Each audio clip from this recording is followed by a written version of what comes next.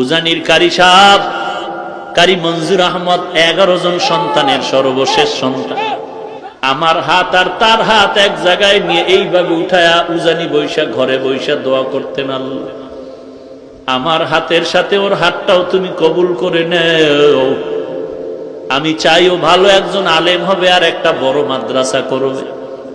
আজকে ঢাকার শহরে রমজানের শেষের দিকে মাদ্রাসা ঢালাই দিলাম 7,500 স্কয়ার ফিট ছাদ।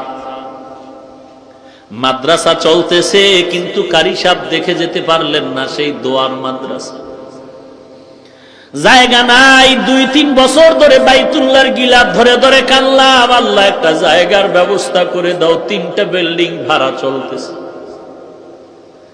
অল্প অল্প টাকা দিয়া 11 কাঠা জায়গা বানা করলাম, 2-3 বছর লাগায় টাকা শেষ করতে পারি। যাদের থেকে বায়না করলাম বললাম, ভাই যেই টাকা দেওয়া হয়েছে এই পরিমাণ জায়গা দিয়ে দেন, আমরা টিনের ঘর করে ওখানে যাই, ভাড়া টাকা দেওয়ার সুযোগ নেই। পরামর্শে যখন সিদ্ধান্ত হলো আমাদেরকে দলিল দিবে, আমরা বাউন্ডারি ওয়াল করতে শুরু করলাম। 6 কাঠা জায়গা পাইলাম আর 6.5-7 কাঠা জায়গা পাইলাম না একই প্লটে। যখন বাউন্ডারি করতেছি জানি না আল্লাহর কুদরত, আল্লাহর কুদরত। একটা যুবক ছেলে আইসা আসরের নামাজের সময় নামাজ পড়ে আমি মাদ্রাসার বাউন্ডারির পাশে বসে আছি। মোলাকাত করলো, আমার এক বন্ধু নিয়ে আসলো, বলে হুজুর এই যুবক আপনার পাগল। বলে হুজুর আমি 16টা বছর ঢাকার বারান্দায় বারান্দায় কাজ করছি আর ঘুমাইছি, কত কষ্ট করেছি। আল্লাহ তাআলা এই দিনের পথে আনছে, আমি আপনাকে দেখার বড় পাগল। 2000 সাল থেকে আল্লাহ আমাকে হেদায়েতের পথে আনছে বয়ানের মাধ্যমে।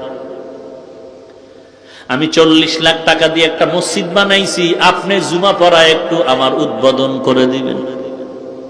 কথায় কথায় বলে হুজুর এই বাউন্ডারি কিসের? আমি বললাম এটা একটা মাদ্রাসা হচ্ছে, এত কম জায়গা কেন? আমি বললাম পুরাটাই ছিল, টাকা নাই।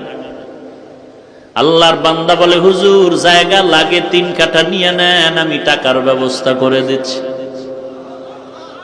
আল্লাহর কাছে তখন শুকর আদায় করলাম, রে মালিক বাইতুল্লাহর দোয়া তুমি খালি ফিরাইয়া দাও রে। না হয় এই যুবকের আমি জীবনে দেখি নাই, যুবক আমারে দেখে নাই, কোথার থেকে তুমি কুদরতি ভাবে নিয়ে আস। এই রমাজানে ছাদ ডালাই দিব, টাকা নাই, কত কিছু দরকার, 700-800 বস্তা সিমেন্ট লাগবে, রড লাগবে, ইট লাগবে, 42,000। কি করব? আমি একটা ইফতারের অনুষ্ঠান করে সবাইকে বললাম মাদ্রাসার এই হালাত দোয়া করব। এক বন্ধু বলে হুজুর সিমেন্ট যা লাগবে আমি একা পাঠিয়ে দিচ্ছি ট্রাকে, আগামীকালকের থেকে 750 বস্তা সিমেন্ট পাঠিয়ে দিল। আর এক আল্লাহর বান্দা বলে হুজুর আমি ট্রাকে আপনার 42,000 ইট আমি পাঠিয়ে দিচ্ছি। রডের ব্যবস্থা নাই, এক আল্লাহর বান্দা রড দিলেন কিছু, আর এক বান্দা দিলেন। এরকম হতে হতে কাজ হয়ে গেল। দিনের কাজ এরকম বেজে থাকে না যদি ইখলাস নিয়ে চলা যায়। আল্লাহর অভাব নাই, বান্দার অভাব আছে, আমার মাওলার দরবারে অভাব নাই।